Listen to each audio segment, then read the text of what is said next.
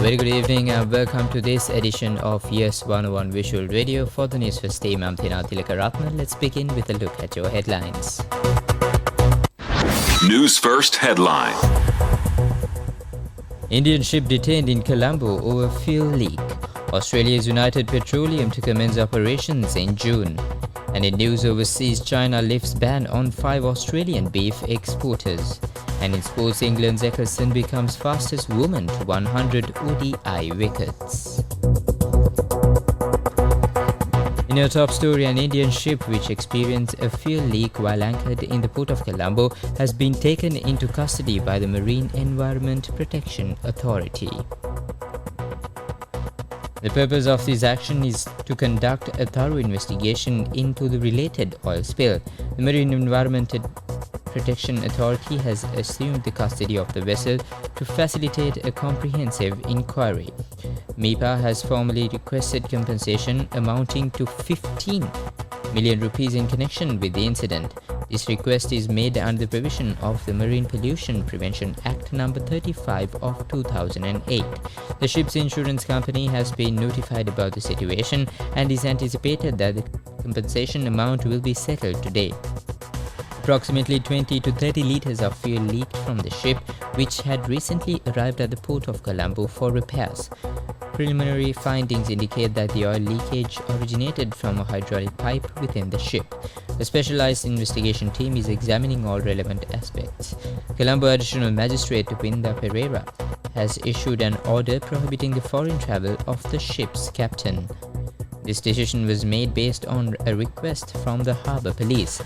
The police will submit a comprehensive report to the court once the investigation is complete.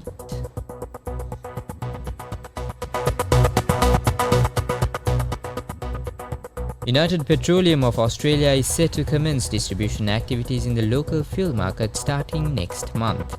As part of this strategic move, the Ministry of Power and Energy has allocated 150 stations exclusively for their operations. In addition, Shell RM Parks has also entered the fuel distribution sector with plans to serve customers across the entire island through its network of 92 filling stations. International news. China has lifted bans on imports from 5 major Australian beef processing facilities, the Australian government said in the latest sign of improving relations between the two nations.